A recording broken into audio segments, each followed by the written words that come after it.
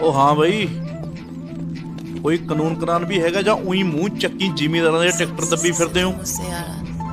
ਉਹ ਨਾ ਜੀ, ਉਹ ਅਸੀਂ ਤਾਂ ਆ ਸਾਰੇ ਟਰੈਕਟਰ ਜਿੱਥੋਂ ਜਿੱਥੋਂ ਲੈ ਕੇ ਆਏ ਹੋ ਨਾ, ਉਹਨਾਂ ਪਿੰਡਾਂ ਦੇ ਗੁਰੂ ਘਰਾਂ ਸਾਹਮਣੇ ਖੜੇ ਕਰ ਦਿਓ। ਠੀਕ ਹੈ ਬਾਈ ਜੀ। ਉਸਤਾਦ, ਗੱਲ ਤਾਂ ਪੂਰੀ ਸੁਣ ਲਿਆ ਕਰ।